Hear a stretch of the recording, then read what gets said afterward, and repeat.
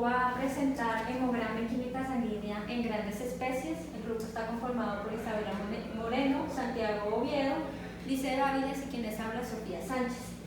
Esta es la tabla de contenido que manejaremos el día de hoy con una temática de 10 ítems principales.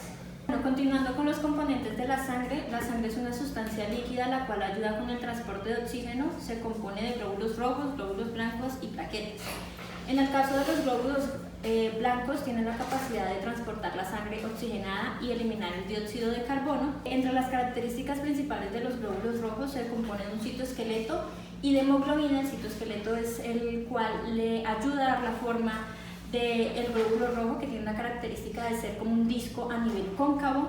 Para la síntesis de ellos se necesitan dos sustancias principales, que es el hierro y el complejo de vitamina B12. Como datos importantes, en el caso de grandes especies, en bovinos y equinos tiene un tamaño aproximado de 6.6 micras. Para las plaquetas, ayuda con el transporte de cualquier tipo de nutriente y también con el control de sangrado. Esto quiere decir que ayuda con el tapón plaquetario por cualquier tipo de traumatismo de que se genere en el cuerpo. Con ayuda de las plaquetas y la fibrina, este tapón plaquetario se vuelve más efectivo para unir las sustancias. En el caso de los glóbulos blancos, presenta dos clasificaciones adicionales, que es la línea linfoide y la línea mieloide. En el caso de la línea linfoide, se resaltan tres células principales, que son los linfocitos T, linfocitos B y los natural killer, donde cada uno de ellos presenta una función de manera específica de acuerdo al órgano diana al que vaya a ayudar o de acuerdo a la infección que vaya a presentar algún paciente. En el caso de las natural killers, son células las cuales aparecen en algunos casos de manera espontánea, también pueden ayudar para diferentes infecciones y son células las cuales contribuyen con diferentes patologías relacionadas a el cáncer. En los linfocitos B tienen relación con la inmunidad humoral y los linfocitos T son mediadores fundamentales de las respuestas también inmunes. En el caso de la línea mieloide se encuentran otras células, que son los neutrófilos, basófilos y los eosinófilos. Los eosinófilos tienen una característica principal de que ayuda con cualquier infección a nivel parasitaria, tanto de ectoparásitos como de endoparásitos. Adicionalmente, los basófilos también tienen una respuesta a nivel inflamatoria y también en relación a algunos parásitos. Y en los neutrófilos tienen una herramienta que es fagocitaria. Cabe resaltar de que hay varias células las cuales tienen predisposición hacia ciertos órganos diana, es decir, de que de acuerdo al órgano afectado es donde ellos van a actuar. En el caso de los macrófagos se encuentran diferentes, por ejemplo en el caso de las células de Kupffer, que están en el hígado.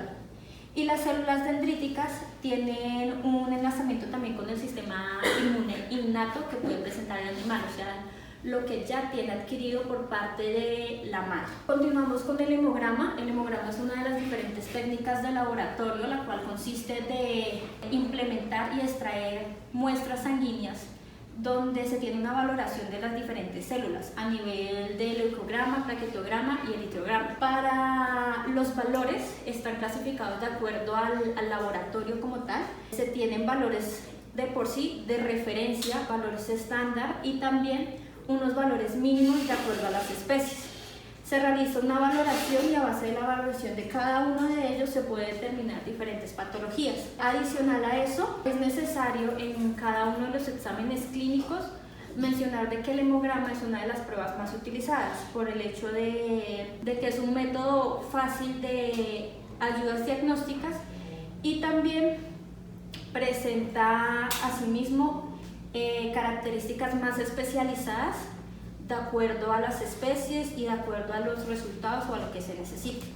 ¿Qué se mide en el hemograma? En el hemograma se mide lo que son los glóbulos rojos y los glóbulos blancos.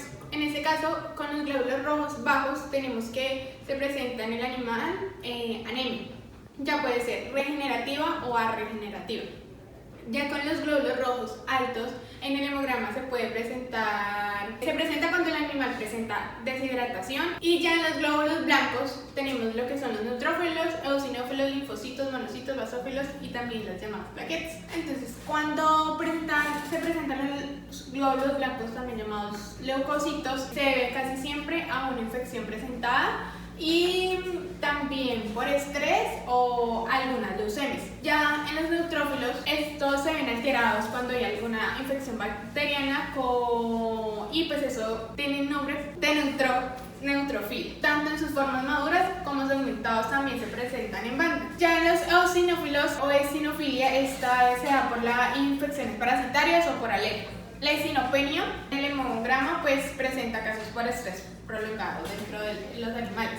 Ya en los linfocitos, estas células pues son importantes para las defensas y pues también para enfermedades infecciosas, y cuando se ven alterados es por esto. Ya en los basófilos su función pues no es en sí tan conocida, y ya que es bastante raro encontrarlo dentro de el hemograma, normalmente debe estar en 0. En los monocitos, si su recuento es bastante bajo, eso pues es estable. Y ya en las plaquetas, bueno, esos son como tal los ladrillos, la cual son muy necesarios para la coagulación de la sangre, y pues esto junto a otros factores también es muy fundamental en el proceso del hemograma, y pues en el animal es importante pues para la coagulación de la sangre. Bueno, yo les voy a hablar acerca de la toma de muestras de sangre, y se pueden realizar de 3 maneras. La sangre venosa se puede obtener de la vena yugular, de la abdominal, de la subcutánea o de la coxigia. En este caso les voy a explicar de la obtención de sangre en la vena coxigia. Bueno, el primer paso es identificar el tubo y nombrar pues tanto a la especie como al animal que se le va a sacar la sangre. Después se sujeta la cabeza en un brete en un corral para no tener inconvenientes con el animal. Después de eso, lo que se hace es levantar la cola del animal hasta colocarla en posición vertical, como se observa acá. Se sujeta con una mano y con la otra se sujeta la aguja.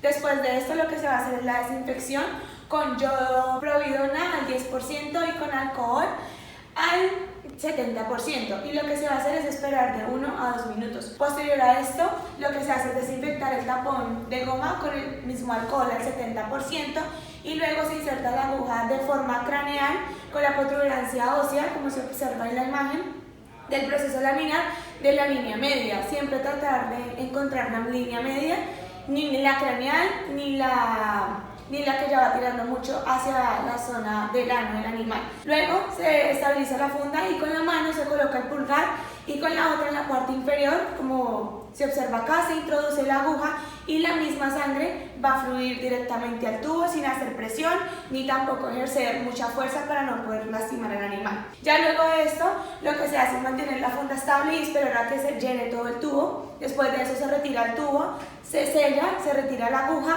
se desinfecta, nos lavamos las manos y nos quitamos los guantes si se han utilizado guantes. Acá esta es de la vena yugular, como pueden observar, esta es la vena, y lo que se hace básicamente es ejercer presión en la vena, y pues igual de la forma media, ni muy externa ni muy interna, para poder tener la sangre y ubicarnos de la mejor manera. Esto lo que se hace es comprimir la base del cuello, y se recomienda obtener la sangre en el tercio craneal, y lo mismo, se desinfecta con yodo y luego se procede a sacar la sangre de igual manera como el procedimiento anterior, solo que pues en esta es donde cambia la vena. Dentro del almacenamiento, lo primero es, tenemos que acondicionar las muestras para el envío diagnóstico, ya sea a un laboratorio o a donde se vaya a enviar para que las puedan analizar. El primer paso es acondicionar el recipiente que contiene la muestra, que es el recipiente primario. Que es este, se identifica de forma clara y legible, se marca, y este se introduce en una bolsa plástica que esté herméticamente cerrada. El segundo paso es envolver este conjunto, esta muestra, en un material absorbente para prevenir posibles derrames o que la muestra pierda las funciones que ya lo pudimos obtener. En el tercer paso se acondiciona dentro de un recipiente resistente que se llama embalaje secundario. En el cuarto paso, en este embalaje intermediario, lo que se hace es poner otro embalaje externo para el fin de que la muestra no se altere, ni tampoco la temperatura, el calor o las circunstancias en donde esté la muestra se puedan ver alteradas. Y por último, lo que se hace es tapar en una cajita isotérmica y marcar la muestra. Dentro de interpretación y cálculos de resultados, encontramos, o básicamente el análisis de sangre se utiliza como herramienta para diagnosticar distintas enfermedades o poder mirar cómo se encuentra el sistema inmunológico del animal, ya sea el bovino o el equino. Esta, lo que más se suele pedir es la hematología, donde se tienen resultados de glóbulos rojos, blancos, el hematocrito, la concentración de hemoglobina, o la bioquímica, para identificar un problema renal o un problema hepático. Por otro lado, tenemos varios aspectos a tener en cuenta. Este sea el manejo de las muestras, que sea de una manera adecuada, como anteriormente se los mencioné, que no haya un espacio antiséptico y para que la muestra pueda conservarse de buena manera. La edad del animal es crucial, ya sea un animal joven o un animal longevo, pues las características de las muestras van a ser diferentes. La condición del animal, si es un animal que se ve visiblemente enfermo o que si podemos observar que no está a 100% de sus capacidades, pues así mismo va a salir la muestra de este animal. Y la parte más importante es que nosotros como médicos veterinarios lo que tenemos que hacer es combinar los valores del análisis con nuestros conocimientos para obtener un diagnóstico acertado. ¿Qué pasa con la hematología? Bueno, cuando las hematíes se presentan aumentadas, lo que se ve es la deshidratación, y cuando se ven disminuidas se puede ver como inflamaciones crónicas, parasitosis intensas y fallas renales. Los neutrófilos, la neutrofilia a la izquierda se observa en caballos de entrenamiento que se asocia básicamente con inflamaciones sépticas. Los eosinófilos se observan principalmente en alergias y enfermedades parasitarias cuando se ven aumentados. Los linfocitos durante las infecciones víricas, tanto antes de la infección como durante y el después de la infección.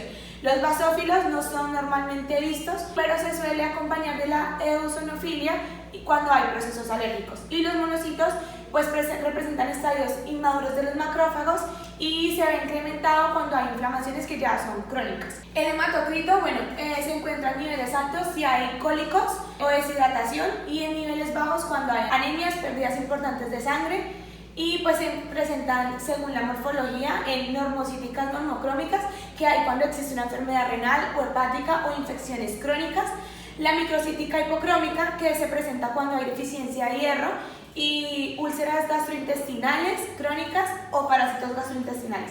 Y la macrocítica, que es la final, esta es se presenta cuando existen graves crisis hemolíticas. Aquí las proteínas totales, sabemos que las proteínas totales es la unión de las albúminas y las globulinas, y esta se ve aumentada, o sea, una hiperproteinemia, cuando hay deshidratación, inflamación, mieloma múltiple y el cólico, que ya en estadios graves. Y se encuentran disminuidos cuando hay hiperproteinemia en trastornos digestivos, fallas renales, hepáticas o parasitosis. Y la albúmina, hiperalbuminemia, es indicativo de deshidratación, y cuando se ven disminuidas es cuando hay hemorragias o exudación por lesiones cutáneas graves y enteropatías. El fibrinógeno se ve aumentado cuando la concentración de plasma disminuye y la coagulación intravascular se encuentra diseminada. La bilirrubina está formada a partir del catabolismo de la hemoglobina, y cuando se ve aumentada es porque hay enfermedades hemolíticas o hepáticas. Y las globulinas, hay hiperglobulinemia, es indicativa de otras enfermedades inflamatorias como bacteriosis crónicas, virosis, micosis o parasitosis. La creatinina es cuando se aumenta, sea por glomerulopatía, al igual que la uremia. Hablando de la diferenciación de células sanguíneas y sus agrupaciones, vamos a empezar con el primer ítem, pues cuál sería su estructura. Podemos ver pues, que las estructuras de cada unidad sanguínea es muy diferente entre diferentes especies, como vendrían siendo los mamíferos, reptiles y camélidos. La primera estructura que vamos a ver serían los discos bicóncavos, que generalmente es en humanos y en mamíferos en general. Como pues dice la palabra, son discos que lo que hacen es tener una mejor relación de la hemoglobina para que el oxígeno se pueda distribuir mucho mejor en el eritrocito y pueda ser mejor diferido. En las aves y reptiles su estructura cambia a un poco ovalada con un núcleo que lo que hace es facilitar la perfusión del eritrocito a los diferentes órganos pues, que necesita entrar. Y en los peces y anfibios son circulares y se componen del núcleo, puesto que estos eritrocitos tienen la capacidad de duplicarse, y además de duplicarse tienen un tiempo de vida medio o muy corto, y necesitan, digamos, como tener una constante transmisión del oxígeno. Ya para los invertebrados, que vendrían a ser insectos y otros invertebrados, ellos no tienen, por decirlo así, una unidad estructural fija, sino que es mutable, es variable, cambia en sentido de lo que necesita el cuerpo. No tienen puntualmente eritrocitos, son unas células sanguíneas llamadas trombocitos o hemocitos, que lo que hacen, suplen la función del eritrocito al transportar el oxígeno. Estos son los diferentes tamaños y formas de acuerdo a las diferentes especies que hablé anteriormente. Decimos que pues en mamíferos es normalmente de 7 a 8 micrómetros, en aves alrededor de 7, puede variar dependiendo del tamaño pues, para lo que necesite el ave, para la perfusión del órgano. En reptiles también es variable por la misma razón, en peces puede variar dependiendo la especie. En anfibios dice que es alrededor de 15 micrómetros, varían constantemente por el tema de la replicación de los eritrocitos que tienen ellos. En mamíferos marinos alrededor de 10 micrómetros. En equinos, esta es digamos como la estructura sanguínea que se suele presentar, es llamada pilas de monedas, pues por su similitud de pilas de monedas, y esta diferencia estructural se hace principalmente para mejorar la perfusión sanguínea dentro de los órganos.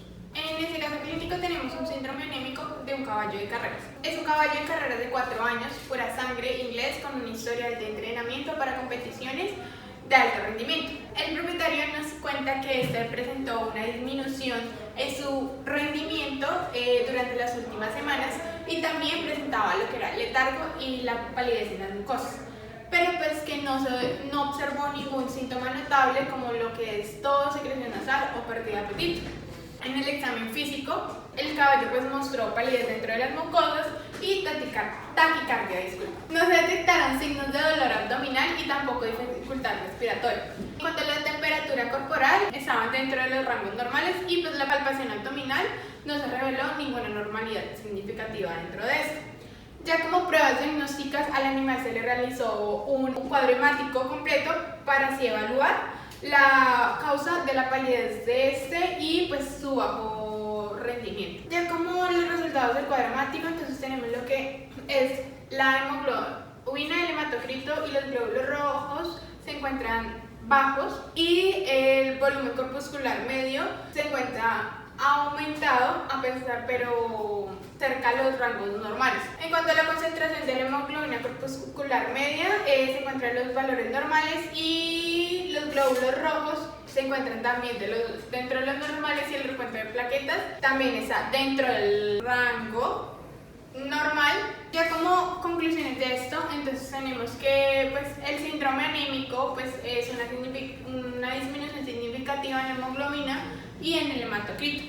También la capacidad reducida de transporte de oxígeno y pues el volumen corpuscular medio elevado sugiere de que la presencia de los glóbulos rojos son más grandes de lo normal. También las pruebas complementarias como lo que son los estudios de hierro y ferritina y el examen de médula ósea. Y ya finalmente en el recuento de los glóbulos blancos y el recuento de las plaquetas están dentro de los rangos normales y lo que descarta cualquier presencia de infección o trastorno en la coagulación como lo que causa la anemia. Muchas gracias.